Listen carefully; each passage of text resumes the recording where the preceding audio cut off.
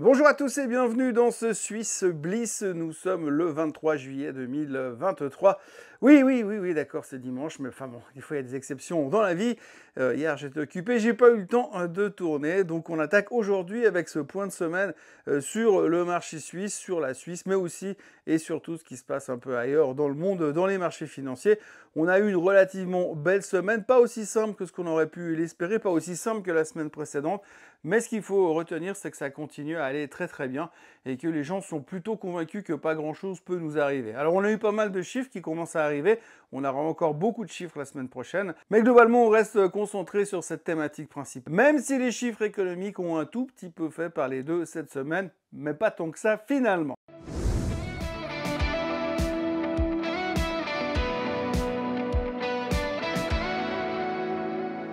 Donc oui, grosso modo, ce qu'il faudra retenir de cette semaine de juillet, ça aura été le fait que globalement, on a eu 2-3 chiffres économiques, les retail sales, la production industrielle, la production manufacturière aux États-Unis. Ce qu'on se rend compte dans tout ça, c'est que finalement, la production industrielle ralentit, la production manufacturière ralentit, les retail sales continuent d'aller relativement bien. Donc on a un peu ce sentiment que finalement, l'économie ralentit comme la Fed voulait, l'emploi ne ralentit pas vraiment, donc continue à contenir ce niveau-là. Mais c'est vrai qu'aujourd'hui, notre obsession principale, c'est de se dire l'inflation est vaincue et la récession ne passera pas par nous. C'est un peu pour ça que les marchés tiennent et les marchés continuent d'avancer parce qu'on est plutôt convaincu que la récession n'arrivera pas, que finalement la Fed a fait un strike et a parfaitement géré son truc. En plus, on a vraiment le côté dollar qui s'affaiblit et donc du coup, il y a pas mal de gens qui continuent à consommer, surtout aux États-Unis parce que c'est moins cher. Beaucoup de gens qui vont en voyage aux États-Unis parce que c'est moins cher que si vous allez de l'autre côté de la planète. Donc du coup, les États-Unis s'en sortent relativement bien et on se dit finalement la Fed a fait tout juste, on va dans la bonne direction, c'est une bonne nouvelle et tout va bien. Donc du côté macro, relativement calme puisqu'on était aussi en période de black period, c'est-à-dire que les banquiers centraux américains n'ont pas le droit de parler puisqu'ils se réunissent mardi et mercredi qui viennent. Donc là, on aura notre réponse sur les taux d'intérêt. Alors, 125% des gens, je crois, sont convaincus qu'il y aura 0,25% de hausse, mais c'est dans les prix, donc on s'en fout. Ce qui sera surtout intéressant, c'est de voir le positionnement de la Fed pour savoir si, la prochaine fois, à la prochaine réunion, ils envisagent de continuer cette période de hausse. Certains membres de la Fed estiment qu'il faudrait encore monter une fois les taux en septembre. Le marché n'est pas tout à fait d'accord avec ça, donc ce sera intéressant de voir un peu ce qui va ressortir de tout ça. Autrement, le reste, c'était principalement les chiffres trimestriels. Alors, on a eu deux gros morceaux cette semaine qui ont un petit peu perturbé les indices, on le verra sur les performances de la semaine. Tesla et Netflix qui ont tous les deux plus ou moins perdu 10% sur l'annonce de leurs résultats. On ne va pas revenir sur les chiffres parce qu'on en a largement assez parlé lors des Morning Bull Live, mais il y avait des déceptions de ce côté-là. Donc du coup, on a un affaiblissement un peu aux côtés de la tech. Il y a eu une petite compensation durant la semaine parce que Microsoft avait annoncé ses nouveaux tarifs par rapport à l'intelligence artificielle et qu'ils avaient gagné 142 milliards de market cap. Donc ça a compensé un petit peu parce que ça continue à nous dire oui, alors ok, la tech, ça va un peu moins bien, mais par contre, ce qu'il ne faut pas oublier, c'est que quand même, du côté de l'intelligence artificielle, ça cartonne et ça va cartonner. Ça va être tellement facile pour tout le monde. Donc il y a eu un peu cette compensation, mais l'un dans l'autre, le Nasdaq finit comme un tout petit peu en rouge et on a perdu un peu l'habitude de voir le Nasdaq finir la semaine en rouge, mais là, c'était pas super euphorique à cause de Tesla et de Netflix. On notera d'ailleurs aussi au niveau de la tech que les semi-conducteurs ont également commencé à publier les résultats. J'en ai un peu parlé dans les Morning Bull Live. Et bien, grosso modo, on a eu ASML qui n'a pas déçu, mais qui s'est montré prudent par rapport aux exportations sur la Chine. Ça n'a pas plu au marché. On a eu Taiwan Semiconductor qui n'a pas déçu, mais qui s'est montré prudent par rapport à la suite de la consommation des semi-conducteurs, parce qu'ils notent un ralentissement de ce côté-là. Comme je l'ai dit aussi, ralentissement chez Taiwan Semiconductor, ça veut dire que leurs clients consomment moins, et puis un des plus gros clients de Taiwan Semiconductor, c'est Apple. Donc vous faites le calcul, ça veut dire qu'il y a un ralentissement global qui se dessine. Alors d'un côté, c'est encore positif parce qu'on se dit oui, il y a un ralentissement qui se dessine. Donc ça veut dire que finalement, on va avoir de moins en moins d'inflation et donc la Fed a raison. Ça, c'est une des théories. De l'autre côté, on se dit oui, mais les semi-conducteurs, ça va un petit peu moins bien et ça risque d'être un petit peu plus tricky lors des publications qui vont arriver ces prochains jours. Donc méfiance quand même au niveau des semi-conducteurs. Voilà, donc en gros, une semaine qui se termine K1, K1. On a eu en Suisse pas mal de résultats, on va en reparler en détail. Grosso modo, il y a eu à boire et à manger. Il faut quand même se dire que il y a du bon et du moins bon. On l'a vu avec Novartis, on l'a vu avec Lonza ou Givaudan par exemple. Et Richemont encore, c'était pas euphorique. On voit que l'interprétation des résultats, si c'est la moindre déception et la moindre vision, comme quoi peut-être le reste de l'année serait compliqué, généralement ça passe pas très bien du tout. Et puis il y a encore un sujet qu'il faudra garder en tête, c'est les bons chiffres, entre guillemets, de l'inflation en Angleterre. Alors l'Angleterre, vous le savez depuis des mois et des mois, c'est le pays qui est le plus dans la mouise, on va dire, au niveau de l'inflation, puisqu'ils avaient des taux à un moment donné au-dessus des 10%, et que pendant que les autres voyaient un ralentissement de l'inflation, bah, eux, ils ne voyaient pas ce ralentissement. Cette semaine, c'est venu. On attendait 8,1% sur le CPI anglais, c'est sorti à 7,9%. Euphorie totale. Tout le monde était hyper heureux en se disant, bah voilà, maintenant, enfin, la Banque centrale d'Angleterre va pouvoir commencer à se décontracter, potentiellement arrêter de monter les taux. Alors là, on s'emballe très très vite, 0,2% de ralentissement sur le CPI, mais ça a suffi puisque l'Angleterre est, sauf erreur, le marché qui a le mieux performé cette semaine. Donc incroyable, la réaction de nouveau. Dès que vous avez une semi-baisse de l'inflation, une micro-baisse de l'inflation, j'ai envie de dire, tout le monde s'emballe, on se dit « Ah, c'est bon, c'est réglé, c'est génial, on est de nouveau dans un pays merveilleux où rien ne peut nous arriver », mais c'est un petit peu ce qu'on peut retenir et ce qu'on doit garder en tête en ce moment. Rien ne peut nous arriver. C'est comme ça que le marché fonctionne. On n'a jamais eu autant de inflows aux États-Unis. Les investisseurs n'ont jamais investi autant d'argent dans les actions depuis des années et des années. Je crois que ça date de 2008 la dernière fois. Bon signe encore. Mais grosso modo, énormément d'investissements. 45 milliards de net new money qui est rentré dans le marché durant le mois de juin. Ça veut dire que les gens n'ont peur de rien et ne voient vraiment pas ce qui pourrait arriver. Et ils ont une confiance aveugle en le gouvernement, en les banques centrales et en la stratégie qui a été mise en place pour battre l'inflation tout en évitant au pays de rentrer en récession. Et en Angleterre, on a l'impression qu'ils sont en train de se dire, bah, si les Américains ils ont réussi, nous on va y arriver aussi. Donc grosse semaine sur le marché anglais, marché que je ne suis pas du tout d'habitude, j'aime pas du tout le marché anglais, mais il faut quand même le noter parce que pour une fois, il s'est réveillé un petit peu à cause de cette espèce de ralentissement de l'inflation. Alors je sais pas si dans la réalité de tous les jours, les gens qui vont faire leurs courses en Angleterre ont vraiment senti la différence. En tout cas, le marché, lui, il l'a senti. On passe aux performances de la semaine. Donc, si vous regardez encore une fois, une des thématiques de la semaine, c'était la faiblesse de l'économie chinoise. On va pas en revenir dessus. On attend toujours cette réaction du gouvernement chinois qui ne vient toujours pas, ce plan de soutien. Donc pour l'instant, bah, c'est toujours un peu pesant comme ambiance du côté de la Chine. On a également les semi-conducteurs qui sont en baisse de 1,38%. Alors ça, c'est ce que je vous ai dit, hein, c'est les méfiances répétées d'ASML et de TSMC, Taiwan Semiconductor, qui mettent un petit peu en doute tout le monde de ce côté-là. Donc du coup, méfiance sur les semi-conducteurs quand même pour ces prochains temps. On regardera aussi le Nasdaq qui est en baisse de 0,57%, comme je vous le disais avant. C'est pas terrible, évidemment, puisque eh bien voilà, c'est la faute à Tesla et c'est la faute à Netflix sur ce coup-là. Et puis autrement, bah, on voit encore une fois que le DAX s'en sort bien, le CAC s'en sort super bien, et vous le verrez tout à l'heure sur le graphique, le CAC est enfin ressorti de sa tendance baissière. On a vraiment l'impression qu'effectivement rien ne peut nous arriver. Et puis le SMI qui prend 0,87% cette semaine, c'est pas aussi génial que la semaine dernière. On a quand même eu une journée ou 2 journées de baisse en Suisse cette semaine. Mais ce qu'il faut surtout retenir, c'est des très très bons résultats de la part d'un des leaders de l'indice qui nous a permis probablement de finir en hausse cette semaine. Et autrement, le pétrole qui continue à monter gentiment mais sûrement. Et puis le Dow Jones, qu'il faudra quand même noter il a réussi vendredi, malgré une hausse de 0,01% en clôture, à terminer sa 10e séance de hausse consécutive.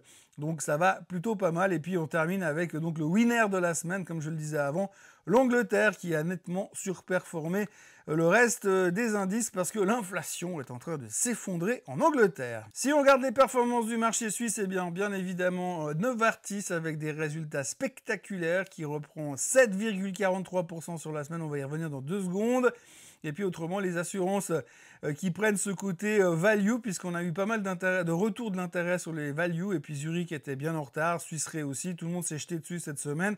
C'était un peu l'occasion d'aller se planquer dans autre chose, pendant que les résultats n'étaient pas forcément sexy chez des boîtes comme Givaudan, comme Richemont ou comme Lonza, qui ont plombé l'indice clairement sur la semaine. Rapidement, le SMI en point technique. Le SMI est toujours dans sa tendance haussière, cette grande tendance haussière qu'on a là depuis le mois de septembre. Ce qu'il faut retenir pour l'instant, ça c'est notre grande tendance haussière. Ce qu'il faut retenir pour l'instant, c'est qu'on est en train de tester la moyenne mobile à la hausse des 50 jours et qu'on tient plus ou moins sur celle des 200 jours. Elles sont assez proches l'une de l'autre.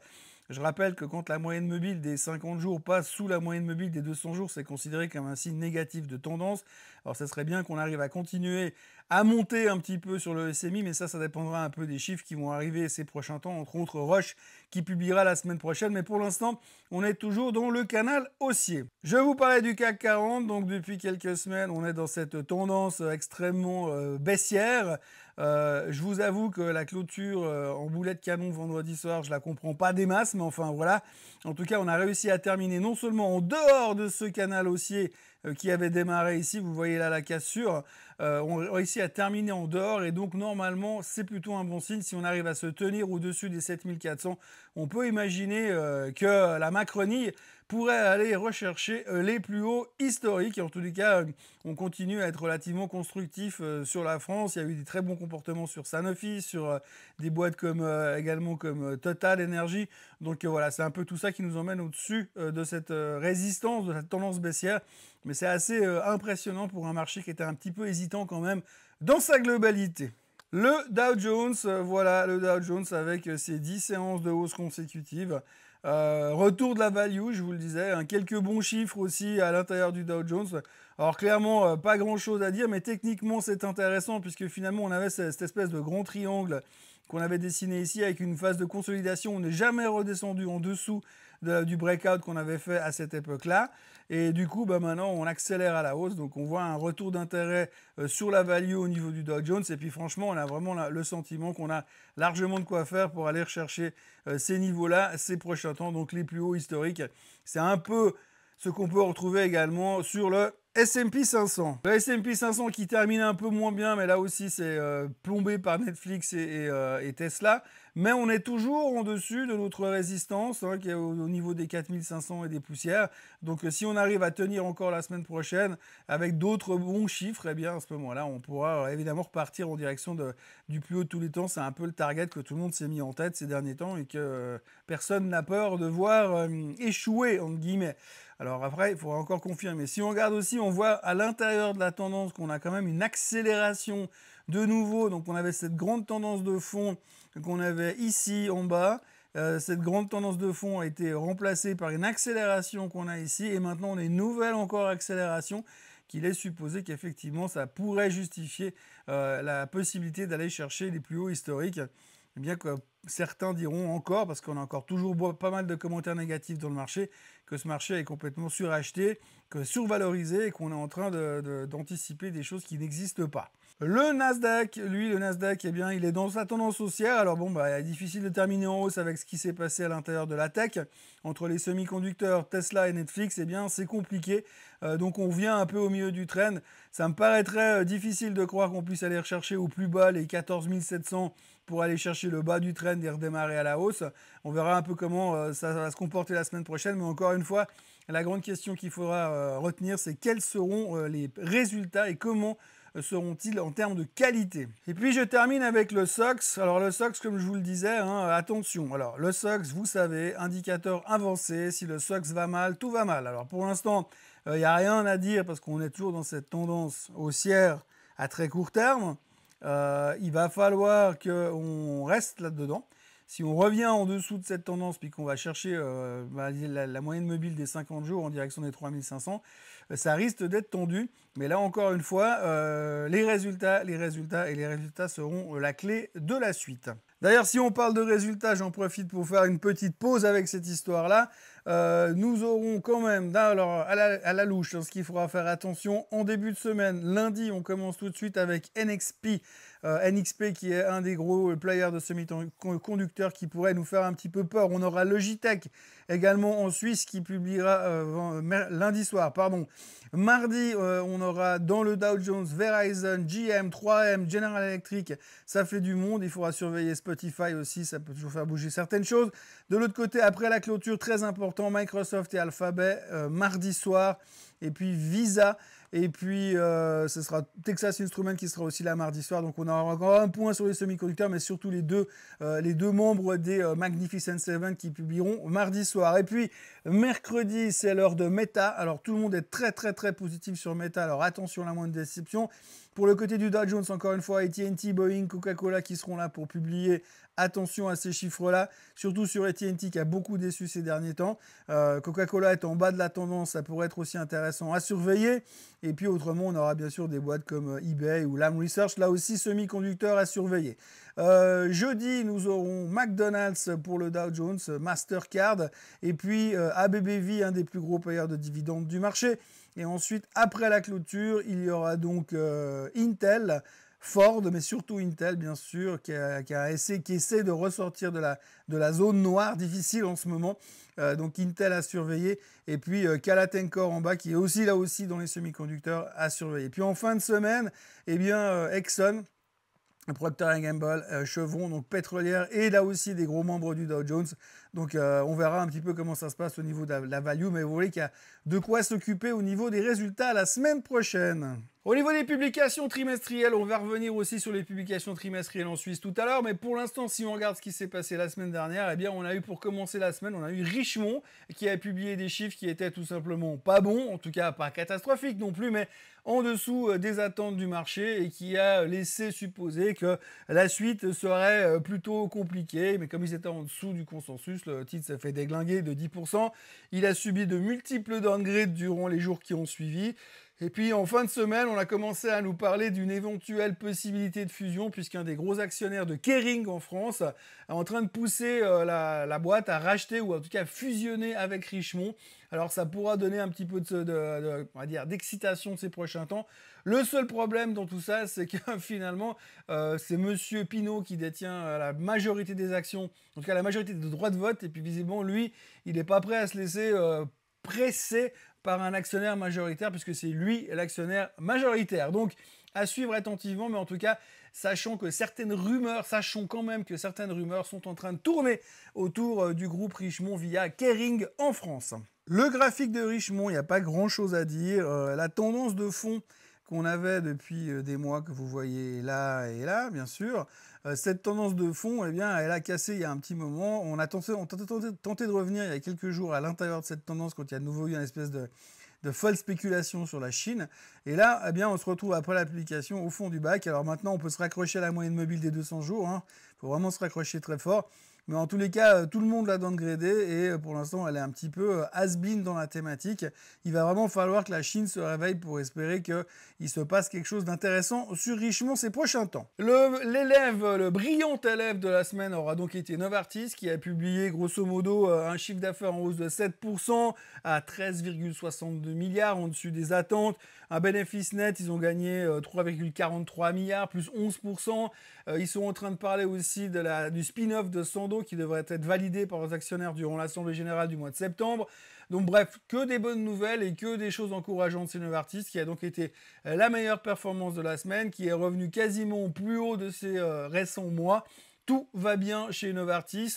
Roche n'en a pas profité autant parce qu'ils ne sont pas tout à fait dans la même situation et on y verra donc plus clair la semaine prochaine, puisque c'est eux qui viendront publier leurs résultats. Et là, peut-être qu'on aura aussi des bonnes surprises, on espère. Mais là aussi, Novartis a donc été clairement le moteur du SMI cette semaine. Donc très très belle performance pour le géant bâlois. Donc comme vous le voyez sur le graphique, Novartis, il n'y a rien à dire. On est venu taper la moyenne mobile des 200 jours l'autre jour. Et il fallait avoir le courage de venir se repositionner juste avant les résultats. Mais après, l'histoire a été faite. On revient quasiment Il va falloir remonter maintenant jusqu'à 93, mais en tous les cas, quand vous voyez entre les bons chiffres et l'avalanche d'upgrades, eh bien, normalement, ça devrait peut-être donner encore un petit coup de pouce. Peut-être quelque chose qu'on pourra voir la semaine prochaine. En tous les cas, ce qui est assez marrant, c'est qu'on voit vraiment, en fonction des publications des résultats ces derniers jours, dès que vous avez une publication, que ce soit bon ou mauvais, directement, vous avez un rebond massif ou alors on va dire, directement, vous avez les analystes qui interviennent et qui changent tous leurs recommandations. On l'a vu là, sur Novartis, les upgrades dans tous les sens. On a vu chez Richemont les downgrades dans tous les sens. Givaudan qui a annoncé un chiffre d'affaires en baisse. On peut s'arrêter là parce que ça n'a pas du tout plu au marché. Mais après, bon, ils ont été plutôt sereins par rapport à l'avenir. Ils ont dit qu'ils ont beaucoup souffert de l'inflation, mais l'inflation leur a permis aussi de compenser via la facturation qu'ils ont fait aux clients. Bref, rien d'extraordinaire, mais en tous les cas, recul du chiffre d'affaires, baisse de 1,7%. Ça n'a pas du tout plu au marché qui s'en est pris violemment à l'action puisqu'elle a terminé au fond du bac cette semaine encore. Là aussi, vous voyez un graphique qui se passe de commentaires. Rien à dire, pas de tendance. On est en train de se tâter pour savoir si on va tenir une fois pour toutes cet énorme support que l'on a au niveau des 2750. Ce sera vraiment le point qu'il faudra surveiller sur Givaudan. Vous voyez que si on agrandit le chart, on est vraiment dans une phase de consolidation et il va falloir qu'on arrive à sortir un peu plus que ça pour pouvoir se dynamiser et espérer un rebond et un retour de l'intérêt. Mais pour l'instant, comme ils l'ont dit, ils ont souffert de l'inflation et donc tant que l'inflation énorme en Suisse, qui est quand même pas loin de 1,9%, ne s'améliore pas, ça sera un petit peu plus difficile. En tout cas, c'était une petite déception qui n'a pas trop plu au marché cette semaine. Un autre bon élève de la semaine, ABB. ABB qui a publié des chiffres, des très bons chiffres, on va dire ça assez simplement, très bons chiffres chez ABB qui ont été corroborés par une avalanche d'upgrades, dont celui de l'UBS qui passe à ABB sur buy. Alors quand l'UBS arrive sur buy, c'est toujours plutôt intéressant. Pas grand chose à dire au niveau du graphique, hein. Il fallait juste aller à la pêche avant les résultats, mais il fallait oser le faire. Donc ABB qui termine relativement bien la semaine et qui en tout cas fait partie des bons élèves de la semaine. Et puis on terminera avec un autre mauvais élève de la semaine, c'est Lonza qui a grosso modo annoncer des chiffres corrects, mais qui annoncent alors des ralentissements pour l'année suivante. Donc alors si vous mettez tout bien, on va dire vous faites un beau tableau avec des bons chiffres dans tous les sens, il suffit que vous veniez à la fin de la conférence de presse pour dire oui, par contre alors tout va bien, mais l'année prochaine ce sera plus dur, et bien forcément ça ne plaît pas. Résultat, Lonza s'est fait démonter. Perdu quasiment 10%, je crois, un truc comme ça. Donc du coup, le titre se retrouve dans une situation critique. Hein, on voit qu'on est là pour l'instant. Gros support sur les 440. Vu les downgrades qu'il y a eu ces derniers temps, il semblerait assez évident qu'on aille en direction des 440. La grande question, ce sera est-ce qu'on peut tenir et commencer à se dire que là, ce sera peut-être un point où il faudra se repositionner sur Lonza. Lonza qui, je dois le dire, avait beaucoup profité de l'étape Covid où leur processus avait permis de distribuer les vaccins relativement facilement. Mais comme c'est plus d'actualité, toutes les boîtes qui ont profité du Covid en souffrent aujourd'hui. La semaine prochaine, au niveau des résultats en Suisse cette fois, on attaque la semaine avec lundi, avec SGS et Julius Baer, et puis mardi avec UBS, Kuehne+Nagel, Lindt & Sprüngli, Logitech, qui publiera lundi soir en fait aux États-Unis. Mercredi, nous aurons également Tornos, et puis alors jeudi, Roche, Nestlé, ce sera la grosse journée. On espère juste qu'ils vont nous sortir des trucs corrects parce que si les deux se plantent, on n'est pas bien sur le SMI, je vous le dis tout de suite. Autrement, pour le reste, eh bien, ce sera relativement, on notera encore Holcim et Fontobel et Lem, par exemple, pour les plus anciens. Bref, grosso modo, grosse semaine centrée sur UBS mardi, même si on ne devrait pas avoir beaucoup plus d'informations par rapport à ce qu'on sait déjà. Et puis, les deux géants de jeudi matin, avant l'ouverture. Retenez bien Nestlé et Roche. Voilà, c'est tout ce que l'on pouvait raconter sur la Suisse et un peu partout dans le monde ailleurs. Grosso modo, on va continuer dans la même thématique. La semaine prochaine, il faudra s'attendre à surveiller attentivement ce qui va se passer au niveau de la Fed, en dehors de nos résultats en Suisse. Mais autrement, effectivement, entre les résultats de la Fed et puis les résultats des sociétés, eh bien, on risque de nouveau pas mal s'amuser. On espère que la tendance devrait continuer dans la bonne direction. En tous les cas, au niveau du moral et de la psychologie des investisseurs, pour l'instant, tout va bien. En ce qui me concerne, je vous encourage à vous abonner à la chaîne Swissquote en français, à liker cette vidéo, à la partager, et puis à me retrouver demain matin, oui parce qu'aujourd'hui on est dimanche, à me retrouver demain matin pour un nouveau Morning Bull Live. Passez un excellent dimanche et à demain. Bye bye.